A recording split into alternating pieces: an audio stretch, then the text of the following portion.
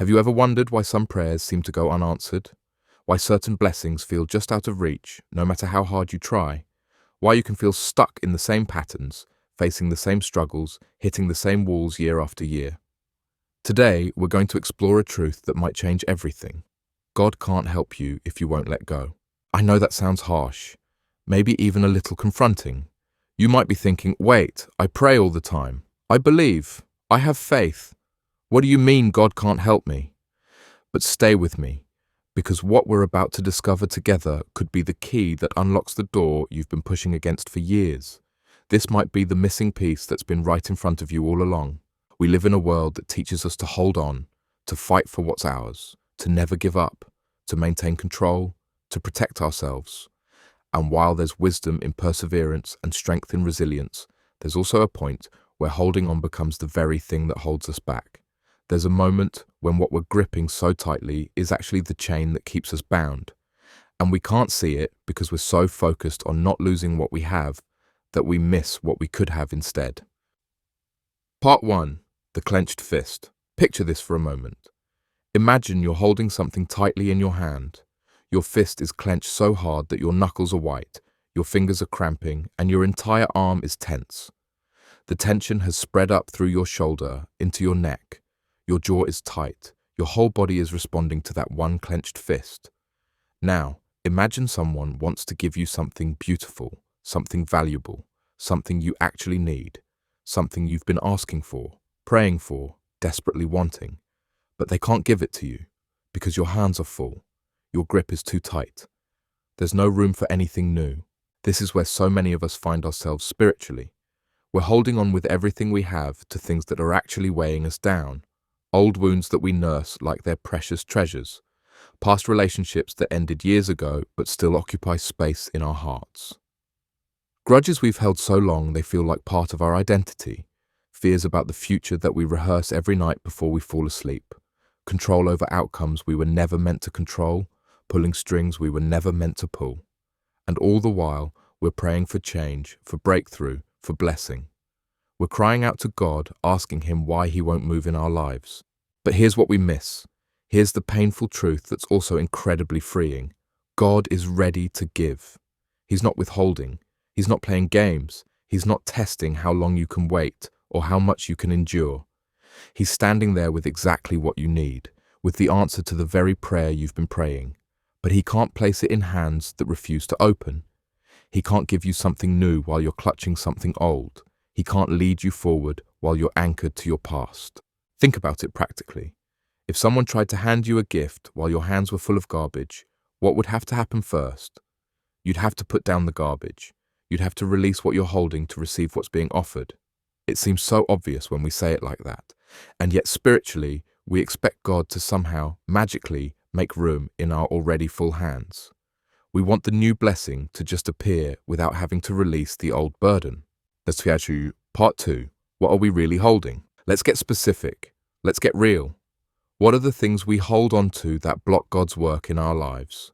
Because it's easy to nod along to concepts, but transformation requires us to get specific about our own lives, our own struggles, our own clenched fists. First, there's our pain.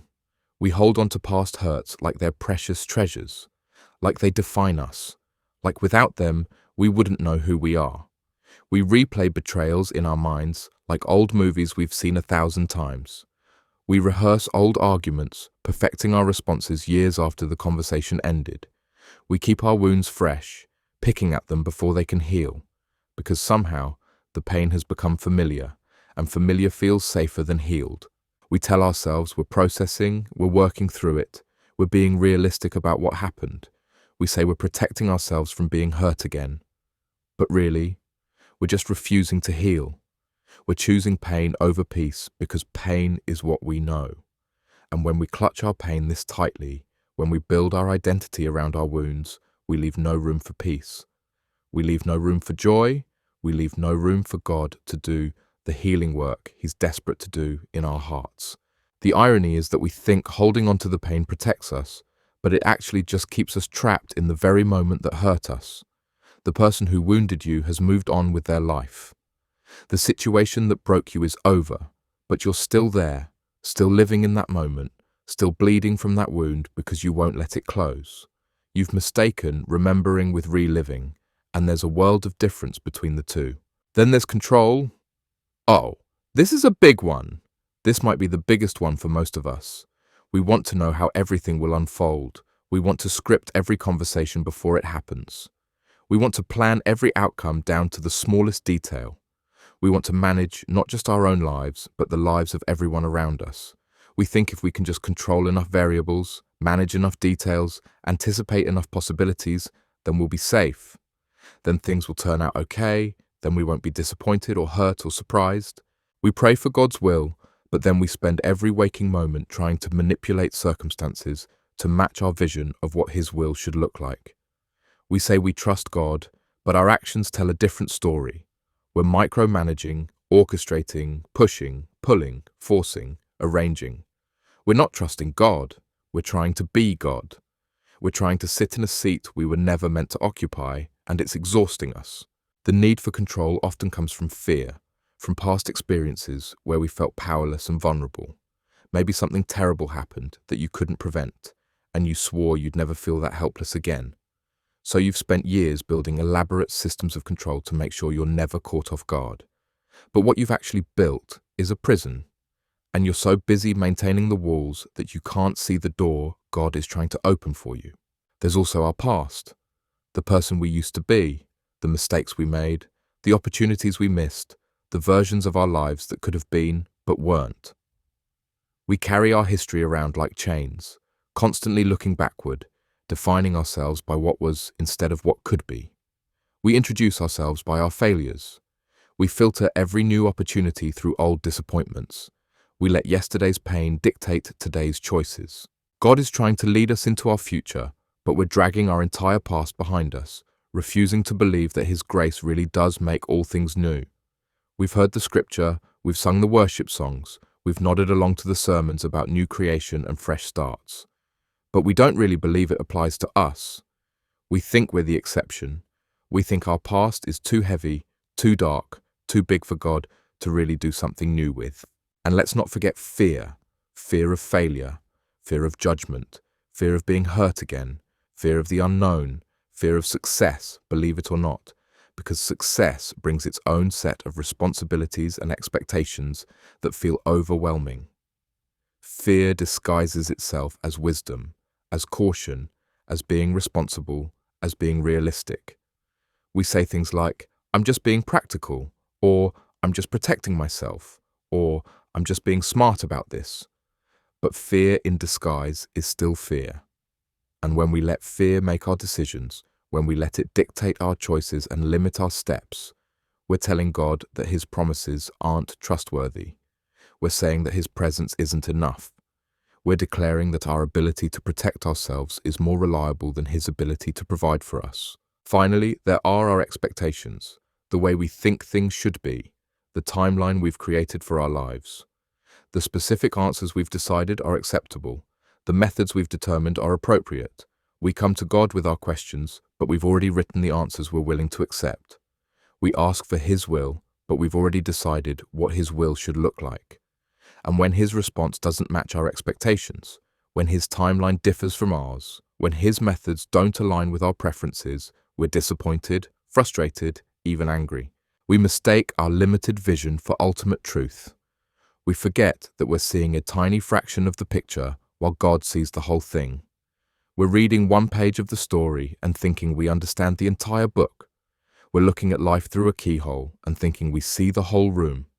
And we're holding so tightly to our expectations that we miss what God is actually doing, which is often better and bigger than what we expected, but different than what we planned. Part 3. The illusion of control. Here's something we need to understand deeply, something we need to let sink all the way down into our bones. Holding on doesn't make you strong. It doesn't make you faithful. It doesn't make you wise. It doesn't make you spiritual. Most of the time, holding on is just fear wearing a mask of responsibility. It's weakness pretending to be strength. It's anxiety dressed up as diligence. We tell ourselves we're being careful, being smart, protecting ourselves and the people we love.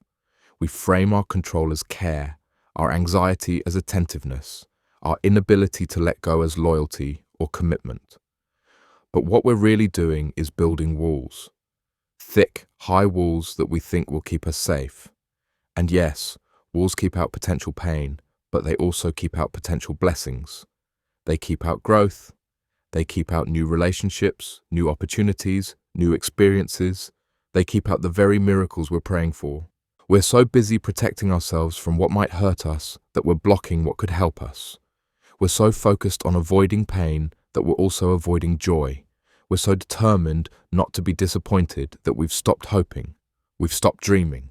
We've stopped believing that good things can happen to us. And here's the hard truth. Control is an illusion anyway. You know this already, even if you don't want to admit it. Even if you've been working really hard to pretend it's not true. Think about the last year of your life. How many things went exactly according to your plan? How many surprises did you face, good and bad? How many detours did you navigate? How many unexpected challenges showed up? How many times did life throw you a curveball you didn't see coming? Life has a way of happening despite our best efforts to micromanage it. People make choices we can't predict or control. Circumstances shift in ways we can't anticipate. Opportunities come and go on their own timeline, not ours. Health changes. Relationships evolve. Jobs end. Plans fall through. And on the flip side, unexpected doors open. Random connections turn into life-changing relationships. Detours lead to destinations better than what we originally planned. You've already experienced this. You already know that the illusion of control is exactly that, an illusion. And yet we keep trying. We hold tighter. We plan more meticulously. We build more elaborate backup plans for our backup plans. We add more items to our to-do lists. We create more systems, more structures, more safeguards. We exhaust ourselves trying to control outcomes that were never ours to control in the first place. Meanwhile, God is watching, waiting patiently for us to realize that His plans are better than ours. That His timing is perfect, even when it feels painfully slow or surprisingly fast.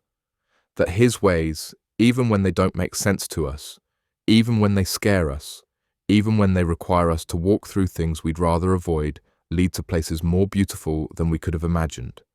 He's waiting for us to get tired enough of the exhaustion of control that we're finally willing to try the freedom of surrender. Part 4. The cost of not letting go. Let's talk about what it costs us when we refuse to let go. Because everything has a cost, and holding on is expensive. It's one of the most expensive things we can do with our lives, even though we don't see the price tag clearly. First, it costs us peace. You cannot have peace and control at the same time. They're incompatible. They can't coexist. Real peace comes from surrender, from trust, from releasing the outcomes to someone wiser and more capable than yourself. When you're holding on for dear life, when you're trying to manage every detail and control every outcome, you're living in constant anxiety. You're constantly monitoring, constantly worried that something will slip through your fingers. You're always on edge, always vigilant, always tense. You wake up in the middle of the night running through worst-case scenarios.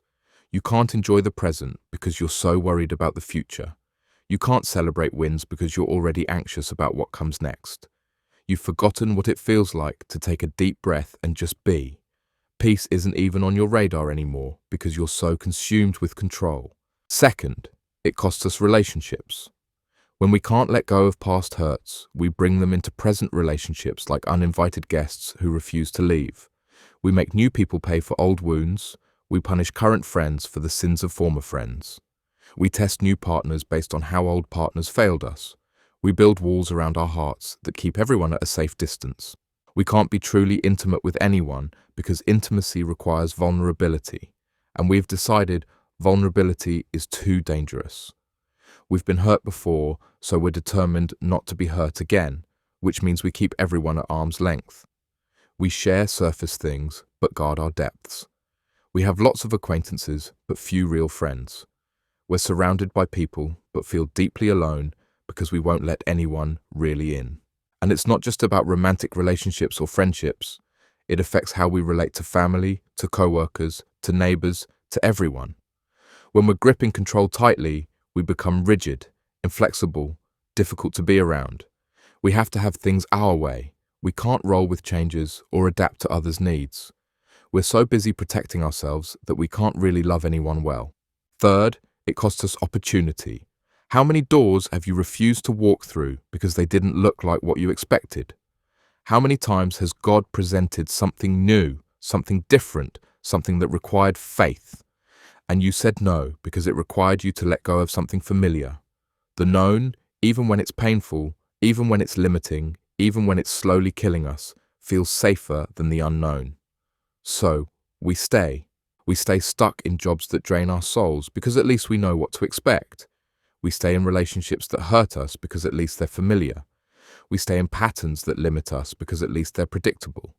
We stay in cities, in churches, in friendships, in habits that no longer serve us because the idea of letting go and stepping into something different is terrifying. And all the while, opportunity is knocking. God is opening doors. New possibilities are emerging. But we can't walk through them because we're too busy clutching what we already have. We're like someone standing in a small, dark room, refusing to step out into a bright, spacious field because we've convinced ourselves the room is safer. Fourth, it costs us growth. Growth requires change, and change requires letting go. Every season of transformation in your life has required you to release something. When you learned to walk, you had to let go of crawling. When you graduated, you had to let go of being a student.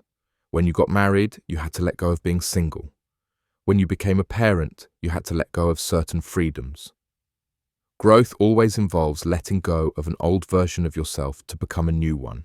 But when we refuse to let go, when we insist on staying the same, on keeping everything exactly as it is, we refuse to grow. We stay spiritually, emotionally, and mentally stagnant. We become like a tree that refuses to let its leaves fall in autumn, holding on to dead things, unable to make room for new life in the spring. We wonder why we feel stuck, why we're not maturing, why we're having the same struggles at 40 that we had at 20, and the answer is simple. We won't let go. We won't let go of old ways of thinking, old patterns of behaving, old wounds, old identities, old versions of ourselves that we've outgrown but still cling to because they're familiar. God is trying to grow us up, trying to mature us, trying to develop us into everything He created us to be, but we're resisting the very process that would set us free. And finally, it costs us intimacy with God. This is the biggest cost of all. When we won't let go, we're essentially telling God that we don't trust Him. We're saying our wisdom is better than His. Our control is more reliable than His sovereignty. Our plans are more sure than His promises. Our way is safer than His way. And that creates distance. Not because God moves away, God never moves away, but because we've positioned ourselves as His rival instead of His child. We're trying to do His job instead of trusting Him to do it. We're arguing with Him about how things should go instead of surrendering to how things are going. We're negotiating and bargaining instead of simply trusting. Real intimacy with God comes through surrender, through trust, through coming to Him not with demands, but with open hands, through admitting we don't have all the answers and don't need to, through resting in His love instead of trying to earn it through our control and performance. But we can't have that intimacy while we're still trying to run our own lives. Part 5. What letting go actually means. Now, let's clarify something really important, because there's a lot of confusion about this. Letting go doesn't mean becoming passive. It doesn't mean giving up. It doesn't mean checking out. It doesn't mean becoming apathetic about your life or indifferent to outcomes. It's not about fatalism or powerlessness or just waiting around for God to do everything while you do nothing.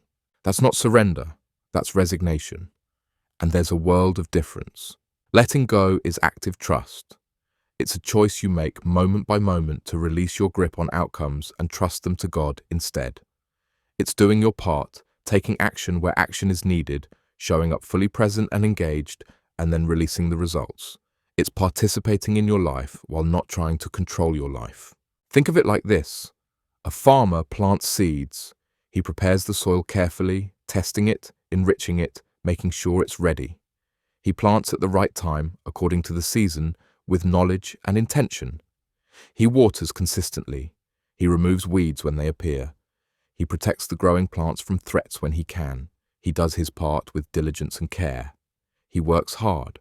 But he doesn't stand in the field at night, pulling on the shoots to make them grow faster. He doesn't dig up the seeds every day to check on their progress. He doesn't lay awake at night trying to control the weather or force the sun to shine. He trusts the process. He trusts that growth will happen, even though he can't control or even see most of it. He understands that there's a part for him to play and a part that's beyond his control, and he's at peace with that division of labor. That's what letting go looks like in our spiritual lives. We do what's in front of us to do. We take the next right step. We show up with excellence and intention. We work, we love, we serve, we give our best.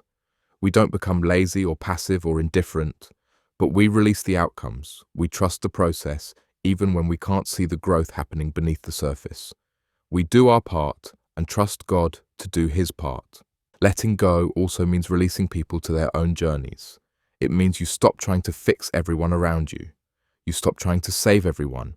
You stop trying to control everyone. You stop making other people's choices your responsibility. You love them, absolutely. You support them. You encourage them. You speak truth to them. You're there for them. But you let them make their own choices and face their own consequences.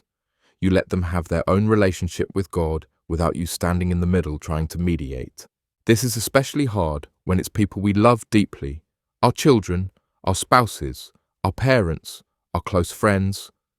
We want so badly to protect them from pain, to save them from mistakes, to ensure they don't suffer like we've suffered. But trying to control their journey doesn't protect them. It infantilizes them. It takes away their agency. It prevents them from growing through their own experiences. You trust that God loves them even more than you do and is working in their lives even when you can't see it, even when they're making choices you wouldn't make, even when they're going through pain you wish you could prevent. God is there. God is working. And your job is to love them and release them, not control them and fix them.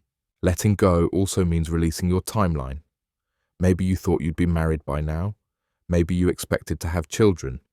Maybe you assumed you'd be further in your career. Maybe you thought you'd have overcome certain struggles or achieved certain goals.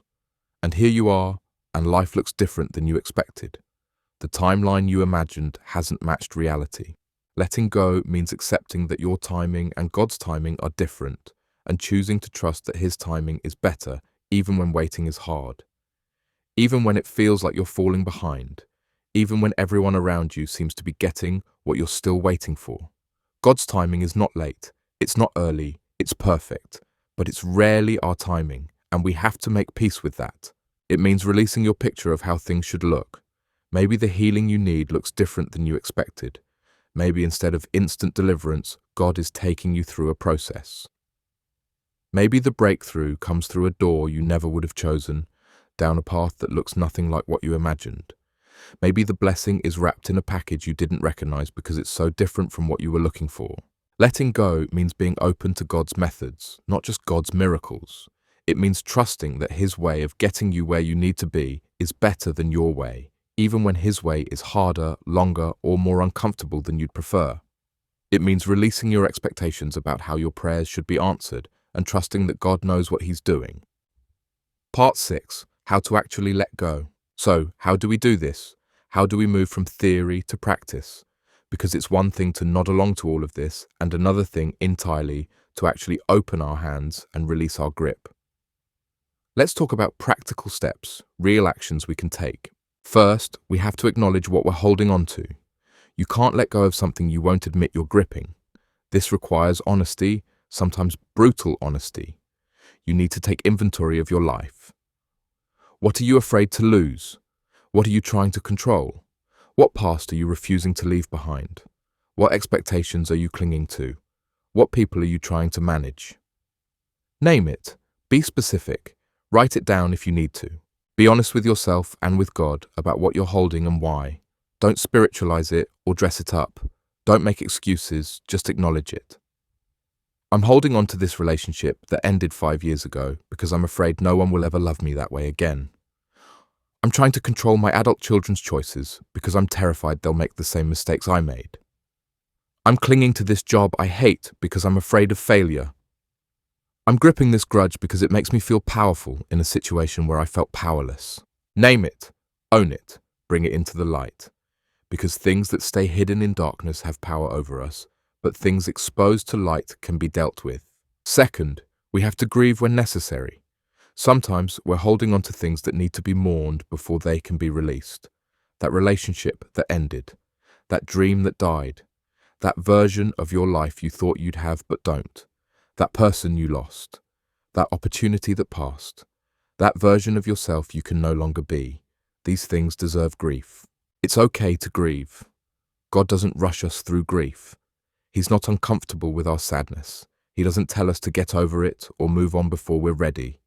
He sits with us in it. He cries with us. He holds us while we process the loss. But we can't stay there forever. At some point, mourning needs to transition into letting go. There's a season for grief, but there's also a season for release. And we have to be honest about whether we're genuinely grieving or whether we're just refusing to move forward. Are we processing or are we stuck? Are we healing or are we picking up wounds to keep them fresh? Be honest. Third, we practice in small ways. You don't have to release everything all at once. In fact, you probably can't. This is a muscle that needs to be developed gradually. Start with small acts of surrender. Maybe it's letting go of how your day has to unfold. Maybe you had a plan and something disrupts it, and instead of trying to force the plan back on track, you surrender to the disruption and see what happens. Maybe it's releasing control over a conversation you need to have. Instead of scripting it ahead of time, rehearsing what you'll say and trying to anticipate every response, you just show up and trust that the words will come. Maybe it's forgiving a small slight instead of holding on to it, adding it to your mental list of grievances against someone. Maybe it's saying yes to an invitation when you'd normally say no because it's outside your routine. Maybe it's letting someone else make a decision that you'd normally insist on making yourself. Maybe it's choosing not to correct someone when they do something differently than you would have done it. Build your letting go muscles with small weights before you tackle the heavy stuff. Practice surrender in low-stakes situations so that when high-stakes situations come, you have some experience to draw from. Each small release makes the next one a little easier. Fourth, we replace control with prayer.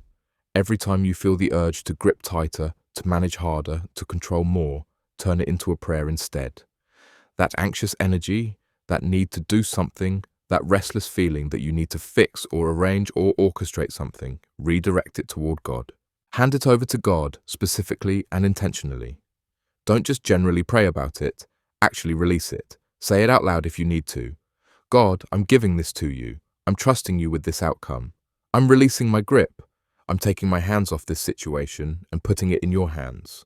And then, this is the hard part. Leave it there. Don't take it back 5 minutes later. Don't keep checking on it. Don't keep trying to manage it from the sidelines.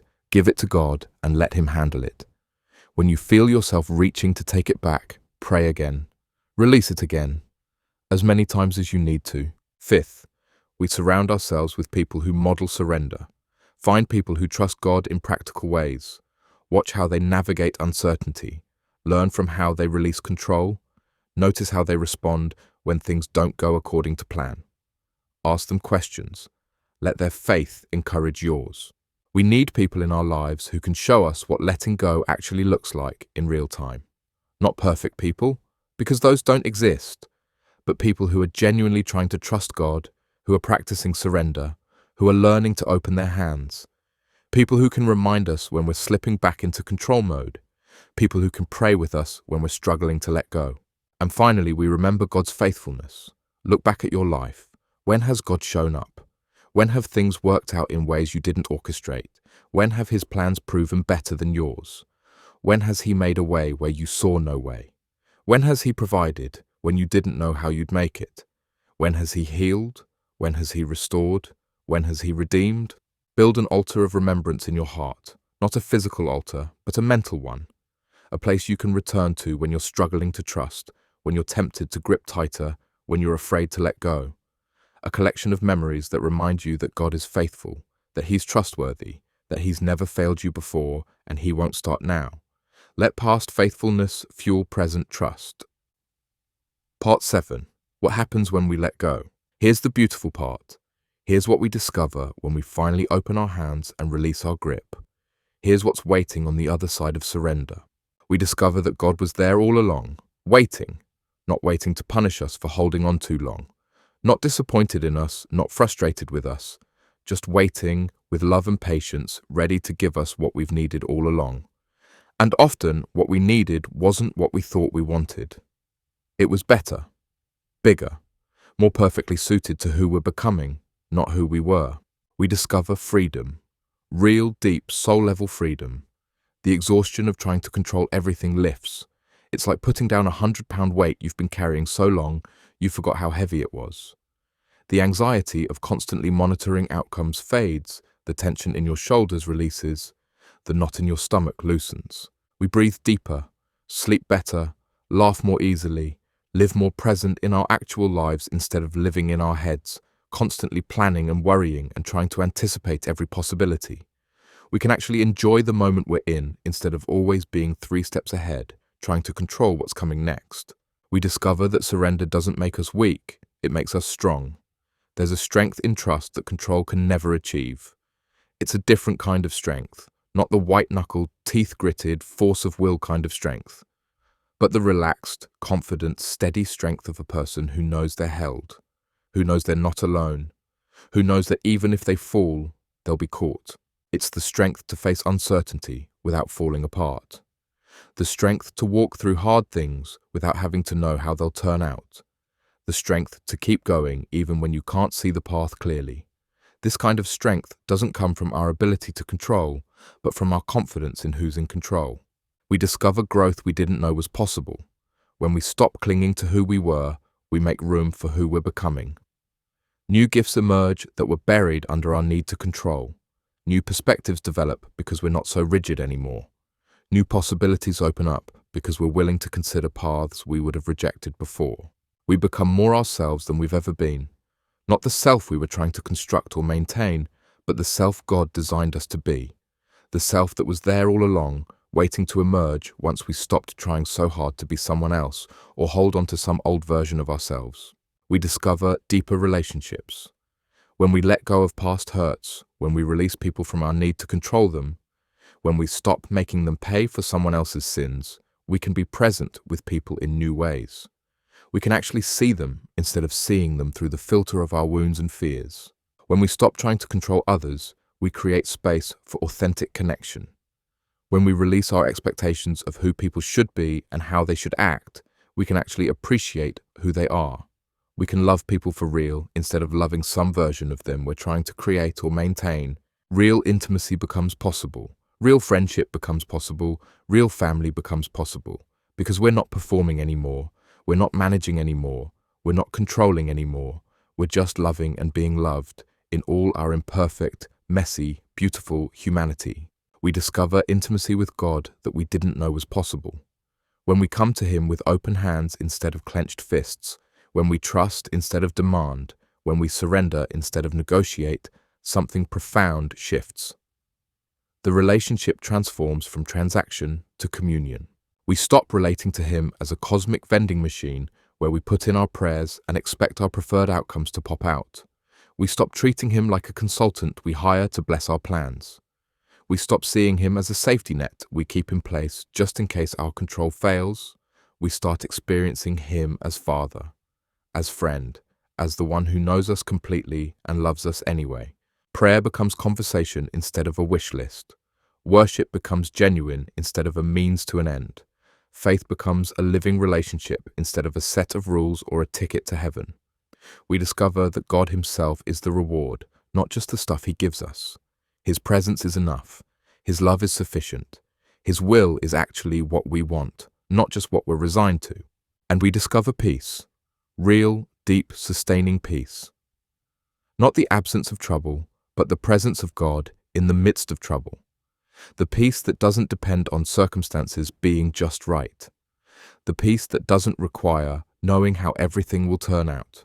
The peace that surpasses understanding because it doesn't make logical sense given what you're facing, but it's there anyway. The peace that comes from knowing you're held by someone who loves you, sees you, and is working everything together for your good. Not that everything is good, but that everything is being worked together for good. That nothing is wasted. That even the hard things, even the painful things, Even the things you wouldn't have chosen are being redeemed and used for your growth and for God's glory. This peace isn't something you achieve. It's something you receive. It's a gift that comes with surrender. It's what's been waiting for you all along on the other side of your clenched fist. Juroset's closing, your invitation to freedom. So here's what I want you to know as we close. Here's what I need you to hear deep in your soul. Whatever you're holding on to today, you can let it go. Whatever has its grip on you, you can release it. Whatever you've been clutching so tightly that your hands ache and your soul is exhausted and you can barely remember what it was like to be free, you can open your fingers and let it fall. God is not waiting to condemn you for holding on too long. He's not keeping score. He's not disappointed in you. He's not frustrated with how long this is taking. He's waiting with infinite patience and boundless love to fill your hands with something better. He's waiting to guide you somewhere beautiful. He's waiting to do in your life what only He can do, but He needs you to make room for it. Letting go doesn't mean you didn't care. It doesn't mean all that fighting and holding on was wrong or wasted. It doesn't mean you failed. It means you're brave enough to try something different now, wise enough to admit that some things are beyond your control, and faithful enough to believe that God's got this, even when you don't. So take a deep breath right now. Wherever you are, whatever you're doing, just pause and breathe. Feel the air filling your lungs. Feel your chest rising and falling. You're alive. You're here. And God is with you in this moment. Now look at what you're holding. Not physically, but spiritually. What are you gripping? What's wrapped around your heart so tightly that it's cutting off circulation? What past pain are you nursing? What future outcome are you trying to force? What person are you trying to control? What expectation are you clinging to? What fear is driving your need to hold on? See it clearly, name it honestly, and then ask yourself this question and really sit with it. Is this helping me or holding me back? Is this protecting me or imprisoning me? Is this faith or is this fear dressed up as wisdom?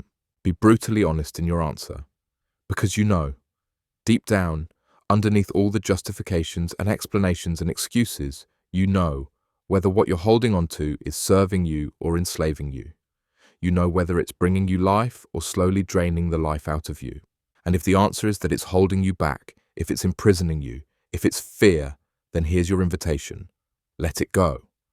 Not tomorrow, not next week. Not when you feel ready, because you'll never feel completely ready. Now, in this moment, make the choice. Open your hands, release your grip. Feel how tight your muscles have been, how much tension you've been carrying. Let it soften. Let it release. Uncurl those fingers. Turn your palms up toward heaven in a posture of surrender, of receiving, of trust. And as you do, know that you're not releasing into emptiness. You're not just letting things fall away into a void. You're releasing into the hands of God, into hands that are bigger, stronger, wiser, and more loving than yours. Into hands that have held galaxies and counted every hair on your head. Into hands that were pierced for you because that's how much you're loved. You're not losing control by letting go. You're admitting you never had it in the first place. And you're choosing to trust the one who actually does. You're not giving up. You're finally, truly, deeply trusting. And that's not weakness. That's the bravest thing you can do. Chaunanesis, a prayer for letting go. Let me close with a prayer. If you're in a place where you can, I invite you to pray this with me, out loud if possible. Let these words become your words. Let this surrender become your surrender. God, I come to you with clenched fists and a tired heart. I've been holding on so tightly for so long, trying to control outcomes I was never meant to control. Trying to protect myself from pain. Trying to make my life work according to my plan, my timeline, my vision. And I'm exhausted. I confess that I haven't really trusted you. I've said I trust you, I've sung about trusting you, but my actions have told a different story. I've been trying to be my own God, trying to sit in a seat that's yours alone. And it's not working. It's never worked. I'm tired of pretending it's working. So right now, in this moment, I choose to let go. I open my hands. I release my grip. I surrender. I release the pain I've been holding on to. The wounds I've been nursing, the grudges I've been carrying, the resentment I've been feeding. I don't want to carry these anymore. They're too heavy, and holding on to them hasn't protected me, or avenged me, or made things right. They've just kept me bound to the very moments that hurt me. So I let them go. I choose to forgive, not because the wrongs weren't real, but because I don't want to be chained to them anymore. I release my need to control, my need to know how everything will turn out, my need to manage every detail and orchestrate every outcome. I admit that I can't control other people, can't control circumstances, can't even fully control myself. I release the illusion of control and choose instead to trust your sovereignty, your wisdom, your goodness. I release my past, the mistakes I made, the opportunities I missed, the versions of my life that could have been, but weren't, the person I used to be. I can't change any of it, and holding on to it doesn't help me, so I let it go. I receive your grace that makes all things new. I believe that my past doesn't have to dictate my future, that you can redeem even my worst mistakes, that your mercy is bigger than my failures. I release my timeline, the schedule I created for my life, the expectations I had about where I'd be by now, what I'd have accomplished, who I'd be with, what I'd have achieved. I admit that my timing and your timing are different, and I choose to trust that your timing is perfect, even when it's not what I wanted or expected. I surrender my impatience and choose instead to trust your pace. I release my fear, fear of failure, fear of hurt, fear of the unknown, fear of loss, fear of disappointment. I acknowledge that fear has been driving so many of my choices, masquerading as wisdom, but really just keeping me small and stuck and safe in ways that aren't actually safe at all. I choose instead to trust in your perfect love that casts out fear. I release my expectations of how things should look. The specific answers I've decided are acceptable. The methods I've determined are appropriate. The picture I've painted of what my answered prayers should look like. I admit that I've been so focused on what I wanted that I've missed what you're actually doing. Open my eyes to see your work, even when it looks different than I expected. Help me recognize your blessings even when they're wrapped in unusual packages. God, I know that this won't be easy. I know I'll be tempted to take these things back, to close my fists again, to return to old patterns of control and fear. So I ask for your help. Remind me, gently and constantly, that I've released these things to you. Give me the strength to keep my hands open. Give me the courage to keep trusting even when circumstances are uncertain. Give me the faith to believe that your way is better than mine, even when I can't see how. Fill my open hands with your peace, with your presence, with your purpose, with whatever you know I need, not just what I think I want. Teach me the difference between surrender and passivity. Show me how to actively trust you, to do my part while releasing the outcomes. Help me participate in my life without trying to control it. And most of all, help me know you more deeply through this process of letting go. Let this surrender draw me closer to your heart. Let me discover that you yourself are the greatest reward, not just the blessings you give. Let me find in you everything I've been searching for in all the things I've been clutching so tightly. I trust you. I choose to trust you. I will keep choosing to trust you, moment by moment, day by day, for the rest of my life. Because you are trustworthy, you are faithful, you are good, and you love me more than I can comprehend. So I open my hands, I release my grip, I let go, and I trust that you will catch what matters and carry me through what comes next. In your name I pray, amen. Bermundsech, final words. Friend, I don't know where you are right now or what specifically you're holding on to, but I know that if this message found you today, there's something you need to release, something that's been weighing you down, something that's keeping you from the freedom and peace and intimacy with God that you were created for. Don't wait until you feel ready. Don't wait until it feels safe. Don't wait until you can see how it will all work out. Those moments might never come. Let go now. Make the choice now. Open your hands now. It might be the scariest thing you've ever done, but it might also be the most freeing. On the other side of surrender is a life you can't even imagine right now. A peace that surpasses understanding. A joy that isn't dependent on circumstances. A strength that doesn't come from your ability to control, but from your confidence in who's in control.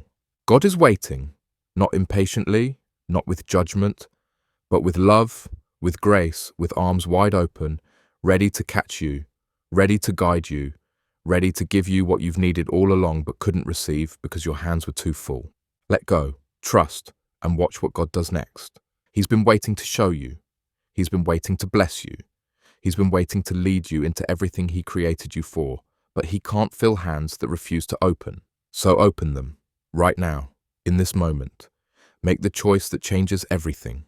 Let go and be free.